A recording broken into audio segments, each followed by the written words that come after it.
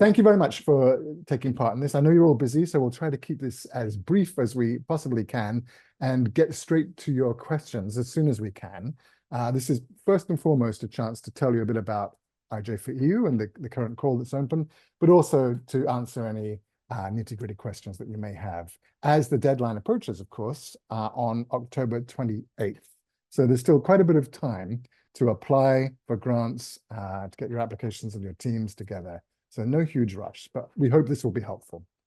I should introduce myself. I'm Timothy Large. I am the head of independent media programs at the International Press Institute in Vienna.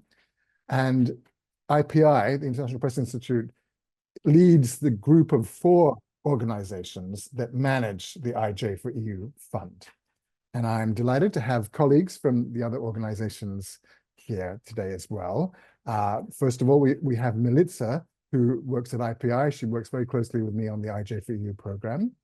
And in addition to leading the consortium, IPI runs the investigation support scheme, the bigger of the 2 grant schemes. So I'm going to talk about that in a minute.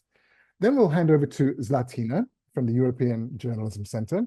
And she's in charge of the freelancer support scheme, which is a very interesting and impactful scheme, I think, as you'll hear. And then we have 2 of our colleagues from Arena for Journalism in Europe, Trine and Jonathan. Arena recently became a full partner of IJ4EU, having had a close association with us for several years prior to that. And the main role that Arena has in the consortium is to help teams with collaboration support, improving the odds of securing the funding in the first place. And they also run a wonderful conference called Data Harvest, which many of you may know about. And IJ4EU makes money available to take people to Data Harvest, as you'll hear. Unfortunately, we don't have a representative from the 4th consortium partner, the European Centre for Press and Media Freedom, and they basically handle the legal support of IJ4EU, as well as a conference, which we'll mention briefly. Normally they would be on the call, but they're very busy at the moment. But we will cover their part of this information. But the main focus, as I say, will be on the grants today, because it's the call that is the main concern. So let's get straight into it. Feel free to use the chat for any questions you might have or comments, and we'll get to them in just a second. So let me just sort of zoom out and take the big view for a minute and tell you why we're doing IJ4EU and what it's all about. It's basically about backing cross-border investigative journalism in Europe, because we believe very strongly that watchdog journalism, particularly the kind that crosses borders, is a public good.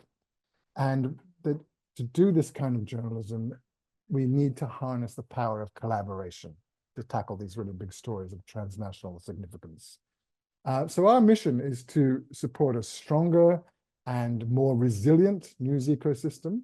And that's really important right now, because independent journalism has never been under as much pressure as it is now in Europe, at least not for many years. So IJ4EU gives journalists the resources, the money, but other forms of support too, to do something truly ambitious. And of course, money is the main thing. So let's talk about that. We're in our 5th edition now, and over the course of these previous editions, we've distributed something like 4 million euros in grants, along with various forms of other support. And that's enabled hundreds of journalists and hundreds of newsrooms across Europe to conduct groundbreaking projects that have had real-world impact.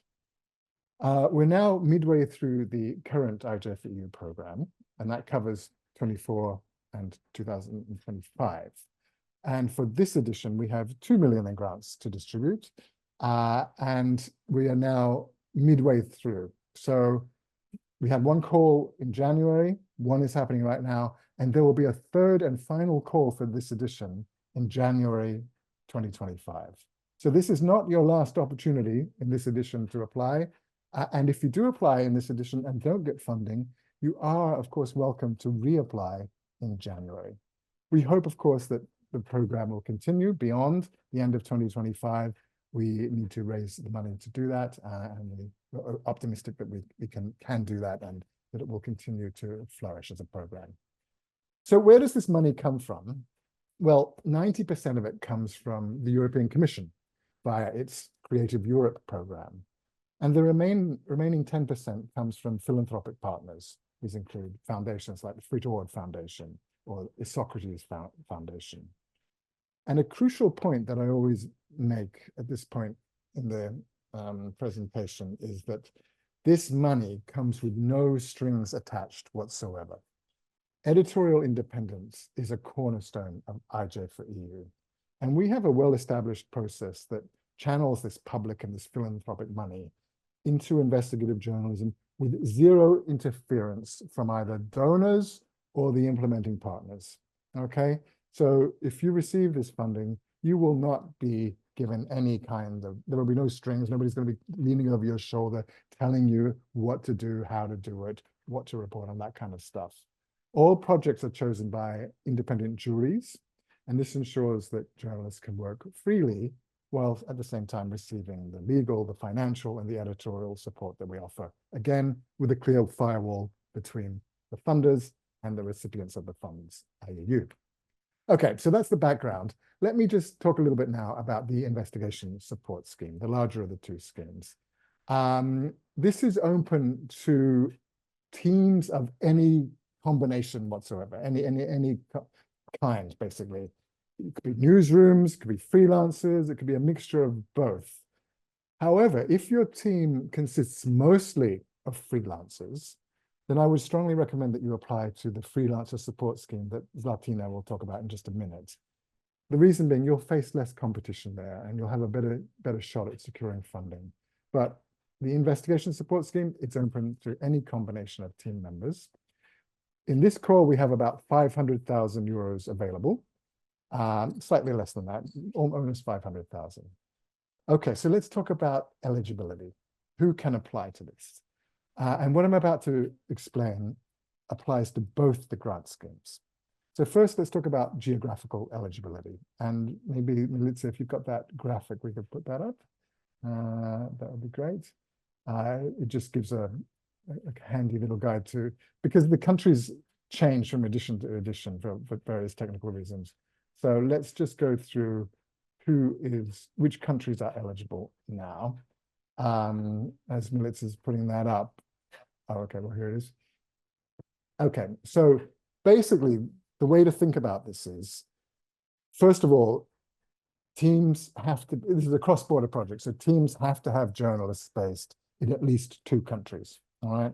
And they have to be at least 2 of these countries. So Creative Europe countries are basically all EU member states, plus a few others. And those include 3 European Free Trade Association countries. So that's Iceland, Norway, and Liechtenstein. I don't think we've ever had journalists from Iceland or Liechtenstein taking part in a IJ4EU supported project, but we have had plenty of Norwegians in the past. And then there are most, but not all, of the EU candidate countries are also eligible as creative member states. There's countries that have signed up to the Creative Europe program. So it's all of them: Albania, Bosnia and Herzegovina, Georgia, Montenegro, North Macedonia, Serbia, and Ukraine. But importantly, and sadly, it's not Turkey and it's not Moldova. Those are the other 2. Now, if you are from Turkey or you are from Moldova, or indeed if you're from any other country in the world, whether that's Russia, the United Kingdom, Peru, it doesn't matter.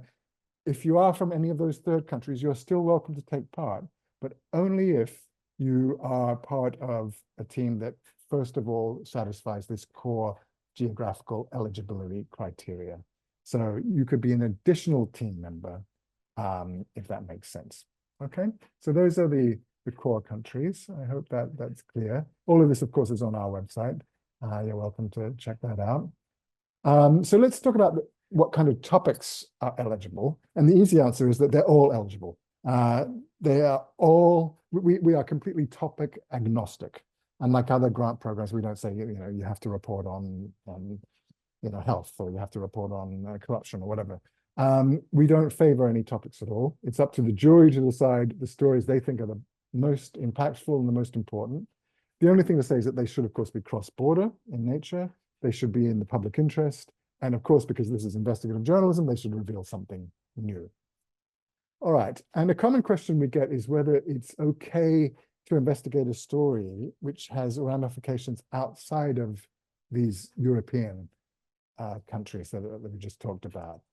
And in fact, we've seen recently quite a few investigations that have taken us as far afield as Sudan or Myanmar or Yemen or Chile, Indonesia, places like that. So clearly the answer is yes, you can take your investigation outside of Europe, but the key point is that the stories should remain directly relevant to European audiences. Okay, that's the way. It should be of some interest, but not just tangential interest. There should be some direct relevant link to Europe in some way. Okay, so for the investigation support scheme, we have quite large grants available. They range from 5,000 euros to 50,000 euros. And importantly, the costs that the grant money can cover are pretty much anything at all. So this includes salaries, and that could be staff salaries for newsroom employees. It can, of course, be salaries for freelancers, payments for freelancers to cover their costs. It can be administrative costs. It can be office running things, electricity, that sort of stuff. The only thing you can't buy is hardware. So say a computer or a camera, something like that. Okay, so it covers pretty much any kind of cost that is associated with generating journalism. You can apply for full funding, or you can apply for partial funding, co-funding. That's okay. All we ask is that you include a detailed budget, and we do have a template for that in the application process. So what are you expected to do once you receive this money? Well, we expect you to publish the findings of your investigations, of course, and you must publish or broadcast in at least 2 countries. So that's the same spirit of this program. It's a cross-border program. At least 2 of those countries we mentioned earlier. And pretty much after that, it's anything. All kinds of media, all kinds of story formats. It could be a podcast, it could be a documentary, it could be a series of long-form investigative text pieces. All things are considered equally. So how do you apply? Well, we use a platform called Good Grants. It's extremely secure, and that's why we use it. I can assure you that no data leaves the platform. So it's not like we're printing out PDFs or emailing around copies of your proposals to jury members and leaving it on desks or anything like that. No, we take your privacy, but also the security and integrity of the information you submit. We take this extremely seriously. Nothing leaves the platform. All of the adjudicating and the reviewing and the deciding by the jury members, that all takes place on this highly secure platform. So what I recommend that you do, if you haven't done it already, is to create an account on the Good Grants platform and designate one person to be your lead applicant. All right, and the lead applicant can be a person or it can be an institution, but you need to actually have one person filling out the form, as it were.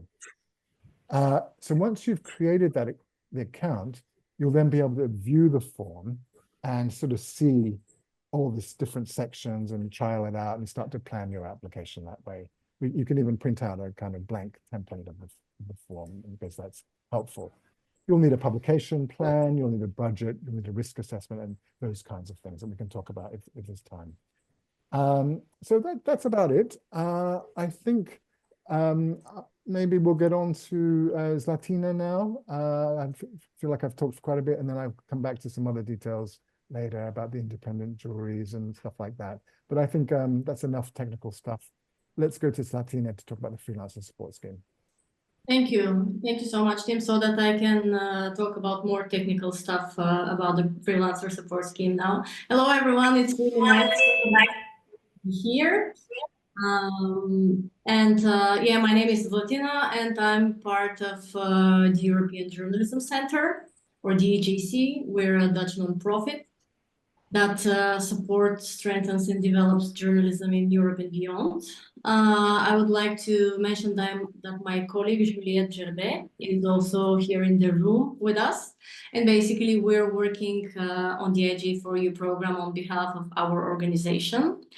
And yes, I'm happy to tell you a few words about the freelancer support scheme, which is the second grant of the IJ4EU program. And again, as Tim mentioned, in the spirit and the mission and in line with the objectives of IJ4EU, the freelancer support scheme also supports cross-border collaborative investigative journalism. But the two distinctive features are that it offers support to teams that are predominantly made of freelancers, and it also provides an additional layer of support in the form of mentorship and training. The total budget of the freelancer support scheme for the entire 2024-25 edition of IJ4EU is €500,000. And again, that money is to be allocated in three calls for proposals. One was already launched in February 2024.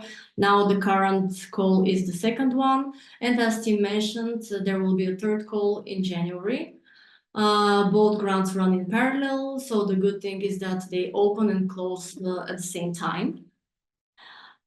In the first call of the freelancer support scheme that opened in February, our independent jury awarded a total of €160,000 to 10 projects. And those successful projects included journalists that were based in 18 countries.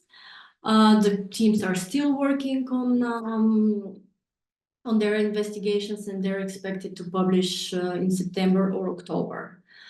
Which means that for the current and the third and the last call, we are left with a budget of €340,000. So this is what we're going to allocate now and in the last call. As Tim already outlined, there are a lot of similarities between the investigation and the freelancer support scheme, and I will outline some of those for consistency and because both grants are part of the same program. The same geographical eligibility criteria apply. So the nice visual that Milica shared, and I believe she also shared it in the chat, applies. So teams are eligible to apply for the freelancer support scheme if they involve at least two team members, two journalists that are based in two different creative Europe countries, as we call them. Journalists from third countries are also welcome to join the applying teams as long as the core eligibility criteria are already met. And again, I think it always works better with an example. So if there is a team of journalists from, let's say, Bulgaria, North Macedonia, and Turkey, that's totally fine to apply as long as they're members that already fulfill the main eligibility criteria. So same geographical eligibility, same deadline to apply, same platform to apply. So again, if you go to the Good Grants platform, then you can choose whether you would like to apply for the investigation or the freelancer support scheme, and from there on, the process is the same. The same publication requirements apply, which means that projects should aim to publish in at least two different Creative Europe countries again. They should aim to be finalized within the same period of time, so teams have approximately 6 months to work on and complete their investigations. Another thing that I would like to point out is that in the same way as with the investigation support scheme, the projects are evaluated and awarded by an independent external jury, which is separate from the one evaluating the proposals for the other grant. Editorial independence is sacred, as Tim usually states. So all these things are the same for both grants, but then the logical question comes then, why should anyone apply for the freelancer support scheme, and who is it aimed for? And what is different, there are basically three main elements that distinguish the two grants. And the first, as the name already implies, is that the freelancer support scheme is designed to support teams that are composed predominantly of freelancers. And what do we mean by predominantly freelancers? So it's individual journalists working outside of the newsroom structures If there is a staff journalist, part-time employee at a newsroom, they can also be a part of the applying team as long as they're working on the project in their individual capacity. The only thing that we always tell interested applicants is just to make sure that the time that you're spending on your job and on the project will add up to 100%, so that it doesn't seem that someone is working 8 days a week or something like that. But that is the first distinguishing feature of the freelancer support scheme. The second one is the budget ceiling. So our grant offers grants of up to 20,000 euros. And this limitation, this ceiling, we have because the scheme provides also additional support in the form of training and mentorship. So there is more than the funding in itself. The third element is naturally that training and mentorship support. And I would like to give you a few details about how it works and what our mentorship program looks like. Basically, once the awarded projects are selected, we, the EJC, we assign a mentor to each of the successful teams, and then the mentor will dedicate a certain amount of time, certain amount of hours to the team. And it is up to the mentor and the mentee and the grantee to decide on how that support, how this collaboration will be organized, whether you will exchange emails, whether you will have WhatsApp calls, whether you will have regular online meetings. The latter we strongly encourage, and we have seen that it usually works best. But basically, we don't interfere in the process, and we leave it up to the mentor and the grantee to decide on how it works best for them. How do we match the mentors to the teams?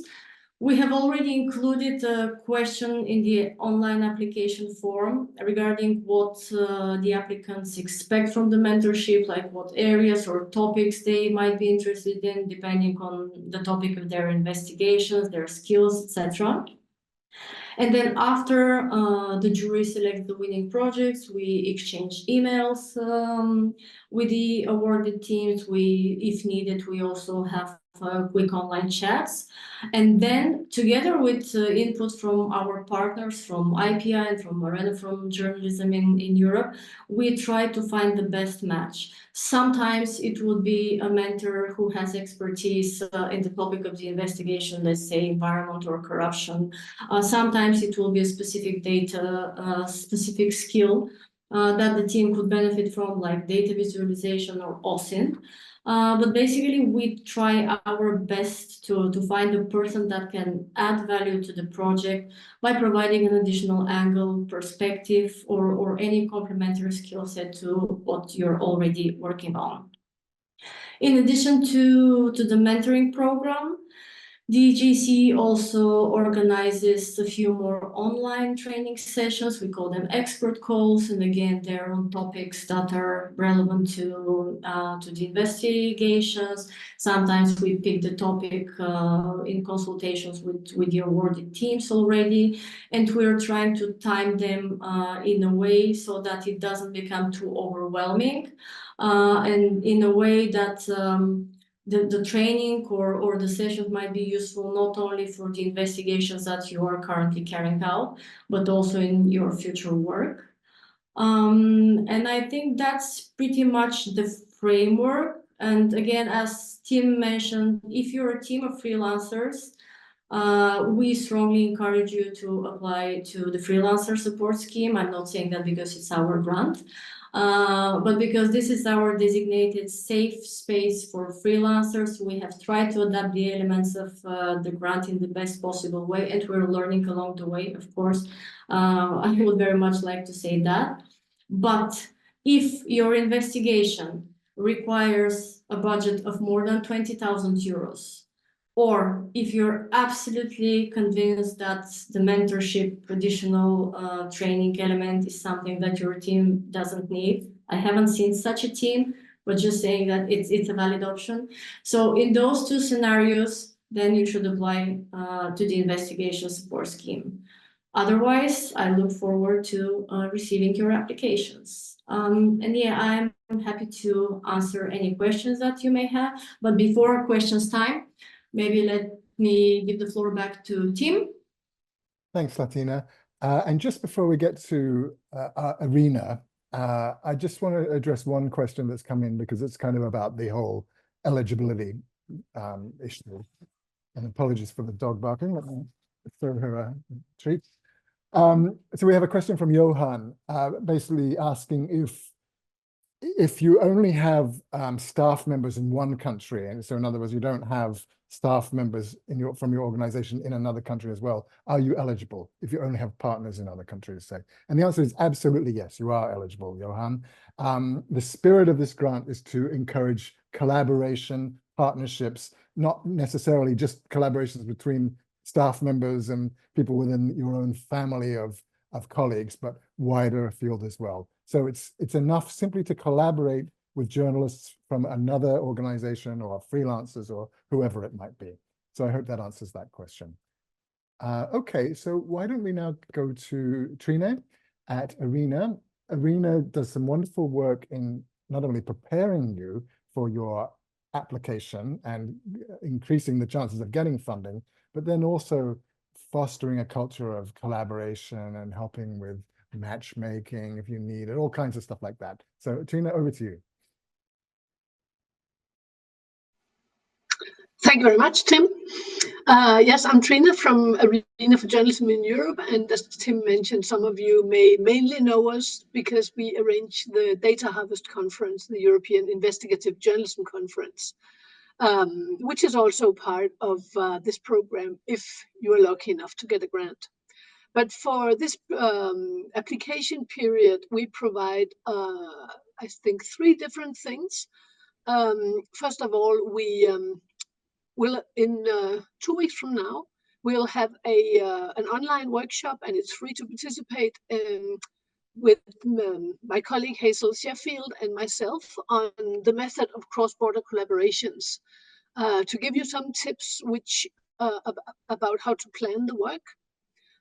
Which is, I hope, also very useful when you're writing the application, that you think through the different stages, and we may be able to explain some of these steps that you need to think about. So you're very welcome, and in a second I will post now. Something is acting up on my chat. But I'll do it once I finish talking. Another thing you can think about is to look into a service we provide for the teams, at least for some of the teams, called the Collaborative Desk, which is if you don't have access to a safe document sharing system, communication system, and so on in your team, we can provide that for you through the Collaborative Desk. We help collaborative cross-border teams to work safely.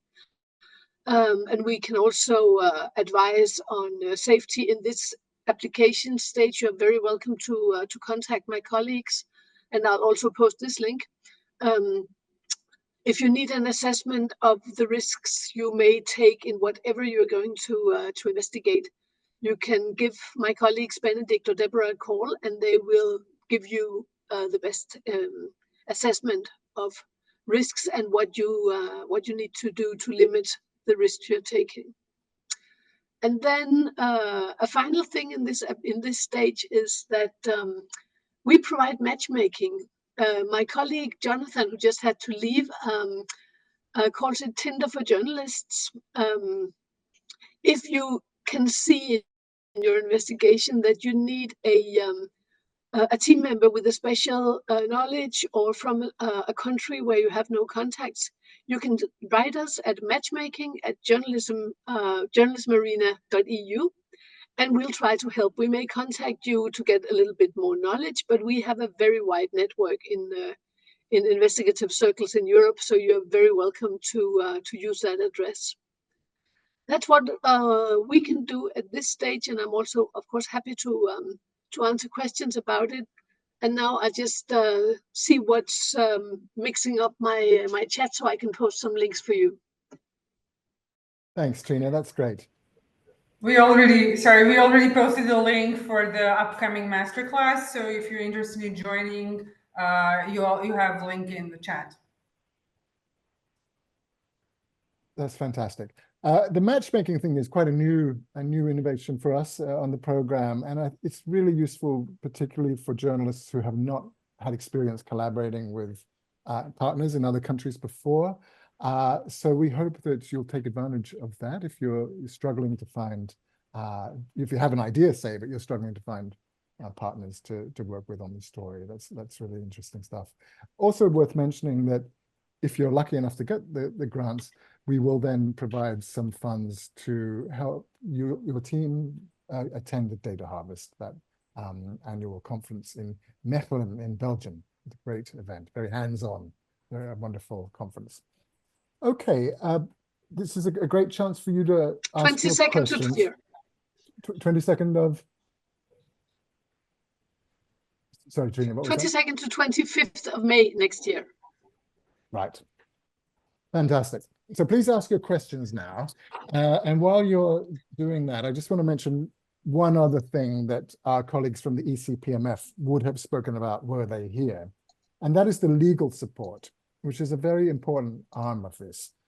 Unfortunately, doing this kind of work does come with some legal risks, sadly, and we're seeing an increase in those kind of legal risks, slaps, other types of vexatious litigation, defamation, and so on. So we try to provide support through a couple of means. One is in the form of training early on. Trina, could you maybe just mute your thing? I think we're getting some background noise from you. Thank you. So one is in the form of training early on for your whole team to mitigate the legal dangers you might face, and that's very valuable. And the other thing is we have a fund, a legal contingency fund. So if you do run into unexpected legal problems as you're doing the investigation, we have some money to cover legal costs. And if you do then unfortunately get into bigger trouble, let's say you're involved in a defamation suit or something like that, we have recourse to a parallel program which IPI and our partners at ECPMF are very involved with, along with other press freedom groups. And it's called the Media Freedom Rapid Response Program, MFRR. And that has a much larger fund for legal support. And it can provide other forms of support as well. The other thing to say is if you run into trouble, whether you face security issues, whether you face harassment, whether you're blocked in your quest to get information from official sources, whatever it might be, we are here to provide advocacy support as well. And this has actually been quite effective in the past. Even it can be quite small things. You know, a journalist is having trouble with a particular ministry in a particular country, being a little bit bullied or not getting the information that they're requesting from the official channels. We can step in and kind of, as IPI, the oldest press freedom organization in the world, as MFRR, with our other partners and other platforms that we're involved with, we can kind of blow a megaphone and raise a fuss about it. And that can actually solve a lot of these problems. So the message here is that we've got your back. It's not just financial support. It's not just technical and practical support. It's also that kind of advocacy support if you need it. We hope you won't, but sadly, this comes with risks, this kind of work. All right, so I think that's enough spiel. There's plenty of other things that we could talk about. Our conference that we organize every year, our awards ceremonies. We're not going to talk about that now. This is mainly focusing on the grant opportunity. So do you have any questions? There was a question about solution journalism. Oh, yeah. Are solution journalism investigations accepted? Simple answer is yes. Yes, indeed. As I said, we are agnostic completely about all things, whether that's topics or whether that's approach. Now, that doesn't mean that the jury members will themselves necessarily not have preferences or not have their own views on things. Some jury members love solutions journalism. Some jury members maybe not so much. And that's really up to them to decide.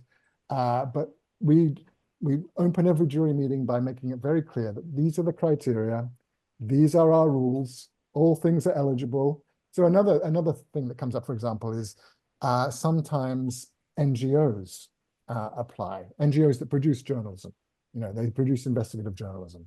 They apply. And the question is, are they eligible? Are they really journalists? Are they advocates? Are they doing advocacy work? Because they come with a kind of agenda. And some jury members will say, no, this is real great journalism. Some might not. So the point I'm trying to make is it kind of depends a bit on the composition of the jury, but there is nothing in the rules to stop you from proposing a solutions journalism piece or any other type of piece. The only thing I would say is maybe try to just don't make it seem like you're coming with a particular axe to grind. The thing that's most important for the jury members is the story itself. Okay, what is the story itself, and why it matters, why it's new, and all of that stuff. The how you do it is important, but it's kind of less important than the actual core story. Play that up, and your chances will go up, I think. I hope that's helpful. But the answer is basically yes. Okay, we have a question here from Sasha. What about world media freedom? Is that topic considered as acceptable? I'm asking because it's a European concept of funding. Well, world media freedom as a topic, is that acceptable? Again, all topics are acceptable if they are good investigative journalism stories. So if you are investigating the state of media freedom outside of Europe, then you would have to, as I said earlier, come up with a link to Europe. It would have to be relevant for European audiences, but it's definitely topical. Now, whether or not we want to go into this whole idea of European concepts of funding and so on, again, I'll just come back to, is it a good story or not? And if it's a good piece of investigative journalism, the jury will consider it on its own merits. I think that's the simple answer to that. Wendy? There's another one, Tim. Yep, so go ahead. There's another interesting question because it brings us to the point of geographical eligibility. Can two Albanian freelance journalists apply, or do we need to find a journalist from another country who wants to collaborate? I think this is a great opportunity to clarify that it's not about nationality, but about the person, where the person is based. If two Albanian freelance journalists work in two different countries, then the criteria of cross-border cooperation is checked. So it doesn't. What matters is where they investigate, where they work, where they are based. So yeah, one based in Albania and one based in another country from the list would be fine. But if they're both based in Albania, then we simply don't have cross-border cooperation. So I hope that's clear. Super. Okay. All right. Any more questions? I can maybe add a little supplement from my former experience that cross-border doesn't mean that you go traveling. So if you're German and you want to investigate something in Italy, that's not cross-border work. That's just reportage travel. So it is about collaborating between countries with journalists who live in another country. They don't necessarily have to have another nationality, but they need to live in another country. But of course, that's not to say you can't travel as part of the investigation. You can, but that's absolutely right, Trina. It's not just about me doing some cross-border. Three Germans going to Italy to investigate. Yeah, exactly. That's right. Kat asks, is there a delivery time frame determined by the grant? Yes, there is. There is a deadline for publishing, which is about half a year after you get the grant, something like that, about 6 months. Now, I say there is a deadline, and there is, and we ask you to please do your best to respect it. It's very important for the continuation of this program that this grant funding does result in real stories published in a reasonable time, so that the funders can see that, in fact, the money is being well spent. But at the same time, we do recognize that this is not an exact science. Investigative journalism is difficult. Plans don't always go as you hoped they would. Obstacles pop up. You're often dealing with third-party publishers who have their own agendas, their own staff issues, their own priorities, their news items scheduled. Things are beyond your control. So if you don't meet the deadline, it's not going to be the end of the world. And of course, many teams publish a month late or 3 months late. Dare I say it, even 6 months late. You know, we have some that still haven't published from the last one, you know. But I don't want to say that too much, because we do need you to do your very best to publish by the deadline. But, you know, the spirit of this grant is we are supporting investigative journalism, and we understand that it's really difficult. You know, it's not like just churning out some kind of, you know, spot news or something. So we are flexible. We are flexible and we're understanding, as long as you stay in good communication with us and so on. So that's the answer to that. If I may just quickly add that for the current round, it would mean that I think investigations for contracts with the awarded applicants will be done maybe in early December, or projects will be expected to start in early December, which means that publication will be expected by the end of May. And again, completely just for your information, again, completely back into that we're trying to be flexible as long as you keep us posted for progress and we see that there is reasonable effort to carry out the project. Super. Melissa, any more questions? Okay, we had more. Sorry, I just lost it. Yeah. It was not a question. It was, I think, more a comment about artificial intelligence in media, and a comment that it's something we should look into. There's someone asking if NGO can collaborate. Sorry? Can NGO I think media... that was a question on the AI, whether Okay. The presence of other users.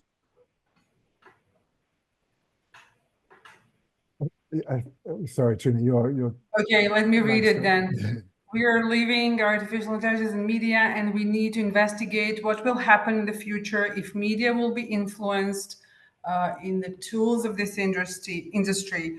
Many risks are present. And the President spoke about world media freedom. Presence of AI will reduce it or will make it even more stronger? Okay, so I think that's a question about the sort of the germ of an idea for an investigation, and whether or not it could be strengthened by including this AI in the thing. That's a nuance that probably we can't get into now. That might be something to discuss during the cross-border masterclass, I would have thought. Whether that makes a strong proposal, whether you should play that up or play it down and so on. So I think that's a good question for that. And then, as you were saying there, Melissa, we had another question about NGOs. Can NGO media collaborate with freelance journalists in another country? Absolutely. The answer is yes. Again, all forms of collaboration are encouraged. The only thing I would say is that NGO media, you need to be an NGO organization that is producing real journalism, as opposed to, say, occasional press releases about something. This needs to be investigative journalism. Okay, but that's helpful. Here's one that covers a lot. What advice do you consider as important as we prepare proposal? Well, a lot of tips. I would again recommend that you register to attend the cross-border masterclass, where you can really drill down in detail into your idea and what might be useful for the proposal. Yeah. Yeah, that's what I wanted to say. This info webinar covers a lot and a bit of technicalities, but at the master class, we will focus more on the idea itself and how to shape it up into a proposal. So I strongly recommend joining. And here's another one. We are a team of 3 freelance journalists, but currently 2 of our members are participating in full-time traineeship. One of them will complete the training halfway through the investigative period. Given the situation, are we still eligible to apply as freelance journalists? Sounds like a question for Zlatina. Yes, I would say that you would be eligible to apply if there is the capacity and you can prove that there are some hours in the week, and it's a realistic estimate of the efforts that you would also need to put in for the project. You might also want to ask yourself if this is the best time to apply. Maybe it would be better to do the next call in January if you don't have. Yes, Yeah. depending on the topic of the investigation, whether it's time sensitive or not. Yeah, our honest advice is always to think if it will be something doable. How you would plan with the rest of the team to allocate the tasks, who will be able to do how much. And if you are convinced that it is a doable project, then the only thing left is for you to also convince the jury in your proposal.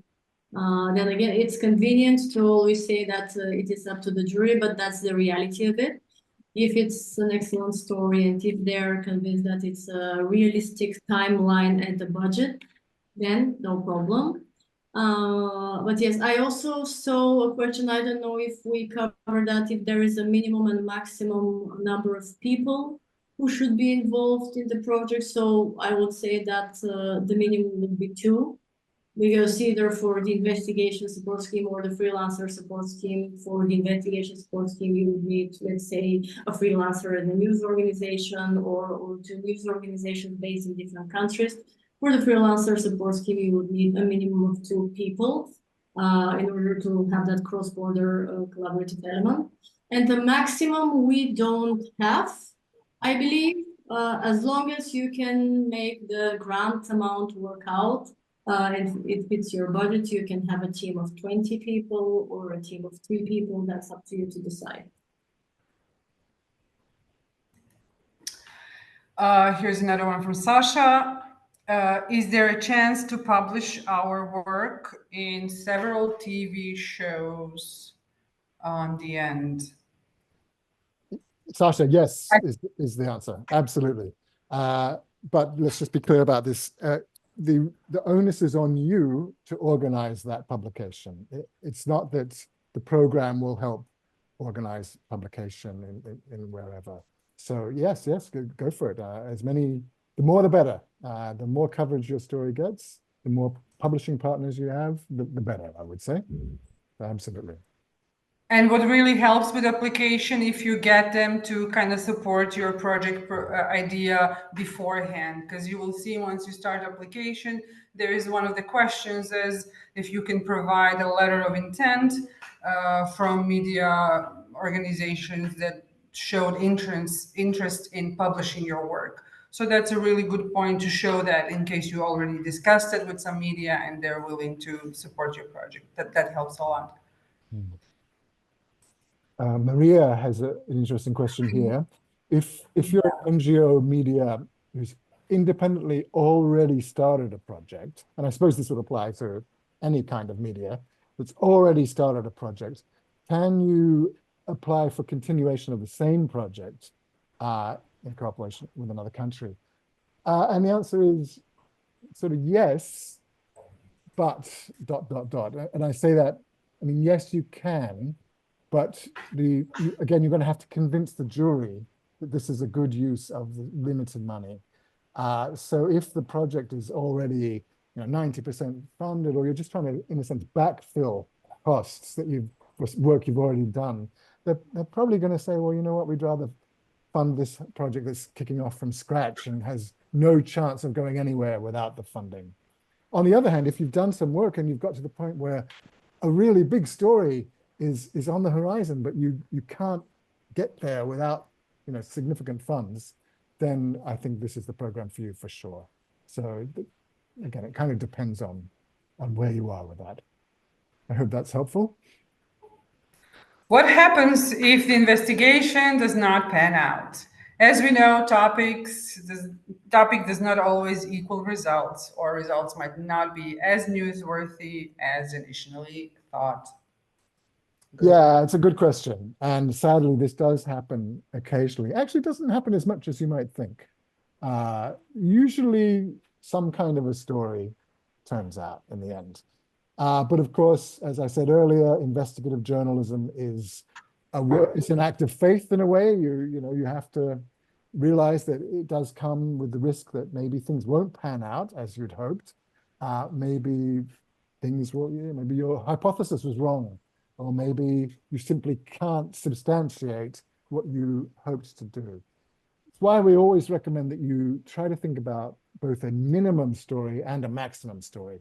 So you're selling the maximum story to the jury, but it's quite reassuring for the jury if you also say, well, this is what we hope to do, but at the very least, we should be able to do this. Therefore, it hasn't been a complete waste of time. Still some valuable journalism will come out of the project. That's quite useful, I think, both in terms of focusing your own mind on what the investigation should be, but also in kind of reassuring people. The question is, if you really end up with nothing, what happens? I mean, are you legally obliged to publish something? Well, no, we can't force you to publish anything, even though we do have a grant agreement that is a contract essentially between us and you. You should make best efforts to use this money well and to achieve what you're trying to do. But if things don't work out, well, I mean, that is a fact of life from time to time. But I would say that we've only had, like, Zlatina, from your experience, like 2 or 3 in the history of the program that have not worked out, which is a pretty good success rate, I would say. But it happened, as far as I remember, it happened that there are some issues, and sooner you notice that and discuss it with Tim or Zlatina, there's no big administration and forms for you to fill in. Simply, nobody wants to waste money, nobody wants to waste time. If you notice any issues, you can easily maybe redirect stories somewhere where it will work better and just publish what you have, or discover a new angle, or it's not everything but wasting both money and your time is preferable. So that does happen quite a lot. I mean tomorrow I'm talking with a team who have basically they've hit a brick wall. They say we need to talk. We have to completely change direction, and that's fine. We'll discuss that, and it'll be absolutely fine. I have faith that they'll deliver. But yes. Yeah, I can confirm that, and you're right, Tim, that we have had very few such cases of complete unsuccess, let's say. The thing is that we don't force people to give money back, especially when they can prove that they have been working on the project. In our case with the freelancer support team, actually, I think we have discussed it, that we have had a team that resumed working on a modified version of their project 1.5 years later because of various circumstances. So yeah, like, we are trying to be flexible again and understanding. As Milica said, we don't want to waste money and time. But yeah, there must be also some degree of accountability, as this is public money that we're spending. Yes, a very important point there at the end. This is taxpayer money. This is public money. So we do require you to spend it well. It's not just take the money, have a grant, see what happens. Maybe it will work out, maybe it won't. But chances are, if you've got to the point where your project is chosen by the jury, it's going to be good enough that you're going to come up with a story of some kind. That's the experience we've had. Okay, what other documents do the partners need to submit besides the online form? Well, it's actually pretty low it's pretty low bar in terms of all the documents you need. There are some that you need to submit. So there's the form itself, which only has about 5 or 6 sections. It's quite short, in fact. But you do need, particularly for the freelancer support scheme, I think you need to upload CVs. That's less important for the investigation support scheme. There is a budget that you need to upload. Again, we have a template there that you can use and just fill in. It's a sort of spreadsheet for the budget. We do ask you to complete a risk assessment, or at least there's a section for the risk assessment. If you want to complete a separate document on the risk assessment, that can be quite useful. It's not compulsory. And then there is what we call letters of intent. This is basically letters from publishers. So you approach a publisher and you say, I've got this great idea for a story. I'm applying for funding. If it works out, would you be interested? And they just say, yeah, that sounds pretty good. We can commit that if things work out, if it meets our publishing requirements, our editorial guidelines, we'd be interested in this story. This is not compulsory, but having strong letters of intent from publishers really increases your chances. It really helps the jury see that you've got your acts together and that this story will end up somewhere. So I highly recommend that you put the effort into getting them. They're not binding. They're just letters of expressions of interest from publishers. But it shows that you've got already a plan from research right all the way through to publication. And that's extremely, it strengthens your proposal greatly, I would say. I think that's it for documents. Yeah, I think a good advice would be to start your application like right now. Because the first step is to create an account on this platform, Good Grants. Once you create your account and you start the application, you can see what is required. And you can always stop, save what you did, continue some other day when you prepare stuff. You can also download the form, so it helps you prepare better sooner you start. You will see what is exactly required. You will have links for all the templates that we prepared. So you can also download, and it helps with the budget or risk assessment. So why don't you give it a try today, just to get a sense what is required. We had another question, sorry, about the third countries, but I lost it. Just a second. Do you see it, Tim? Is it possible to involve third countries which aren't mentioned in the published list? Yes. Okay, so the answer is, just to recap that answer. It is possible, but only if your team first satisfies the key geographical criteria. So as long as you've got 2 of those countries from the list, you can then involve a third country, no problem at all. Okay, but you can't just have, so it couldn't just be third countries. You couldn't have a collaboration between, let's say, the United Kingdom and the United States. That would not work. But you could have Germany, France, and the UK, and the USA. And that applies, sorry, Tim, that applies both to the team and the publication requirements when it comes to the countries where you're going to publish. Like you can also publish in Switzerland and the UK, as long as you have already published in at least 2 of the list countries, as we constantly refer to the list. Here's another one. Do you need a lot of experience to make the best of this project? Or is it fine to have less experience, less than 2 years, to get funding? Does the jury look at experience as an important merit or not? Let's say the media outlet I work for has a decent amount of experience, so help is not hard to get. Is it fine then? Yeah, thanks for that question, Johan. That's a really interesting question. And it's hard to answer it because, again, it sort of depends on other things, like the predilections of the jury members and the strength of the story. First, in the hierarchy, is the story good? Well, if the story is good, the jury will want to fund it. Then they'll say, okay, we like this, but do we really think the team can carry it out? Is this feasible? And then they might start to look at experience. And if the team is very experienced, they'll say, oh, fantastic, I'm sure they'll do that. Let's give them the money. Will they have a question mark if the team is very inexperienced? Well, that could go one of 2 ways. One way is they might say, this is a really ambitious investigation. I can't see these 2 people carrying this off. They're not experienced enough to deal with all the complexity, blah, blah, blah.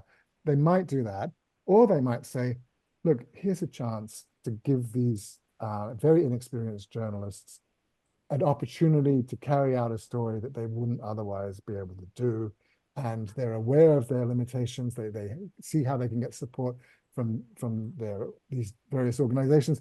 But crucially, IJ4EU can also provide that support. Say the mentoring that Zlatina's freelancer support scheme gives, that kind of thing. So I think in their hearts, jury members are very willing to try to give less experienced journalists a helping hand if they possibly can. So all things being equal, it's probably not going to count against you, but it might. So that's not very helpful. But if you see what I'm saying there, Latina? Yeah, maybe just to add to that, also you have the opportunity in the application form, not only where it comes to the description of the team and qualification, but you can mention why you are convinced that the team can implement the proposed investigation, but also you have other parts like the risk assessment, which some people tend to underestimate, but this is also an opportunity to actually prove your case and show that you have considered various aspects, risk factors, mitigation measures, etc. So there are ways to make your case. And then again, as Tim mentioned, when it comes to the freelancer support scheme, this is where we have this element built in with the assumption that some teams might need more support than others. So I think that's absolutely fine. And yeah, it is up to you then to decide which grant and how you're going to go about it. Okay, we've passed the 3 o'clock mark. Last chance for any questions. It's not the complete last chance because you can always email us and you can always register for the cross-border masterclass as well. Although maybe Trina, you feel free to comment on this, but we don't want the masterclass to be a kind of second info webinar where we just spend the whole time talking about eligibility criteria and that kind of stuff. That's really an opportunity to get stuck into proposals and ideas and matchmaking and that kind of thing. So I would say if you have technical questions, email us going forward, but do register for that masterclass if you want to go a bit deeper. But I don't know if anybody wants to add anything on that or if there are final seconds for questions to come in. I would just agree to that. We hope to keep the masterclass to the journalistic aspect of things, but also like generally also how do you plan an investigative project when you need to apply for funding, not just this kind of funding, but hopefully also useful for other kinds of funding. We'll also have Jonathan there to talk about the matchmaking. We'll have our colleague Deborah to talk about digital security. So it'll be very much on the journalistic planning side, but we will leave 15 minutes or something in the end for technical questions. And I know that you, Tim, and Milica will be there as well. So this is not the end of the road. Absolutely. So once again, here's the link for you to register and join us. Super. Well, thank you very much for your time, everybody, today. I'm sorry we've gone over a few minutes, but I hope that was useful. And we wish you the best of luck as you think about your ideas and you prepare your proposals. I know it can seem a little bit intimidating, or it seems like quite a lot of work. It is a bit of work, fair to say, but I really hope you'll be successful and do some amazing journalism. That's the goal here.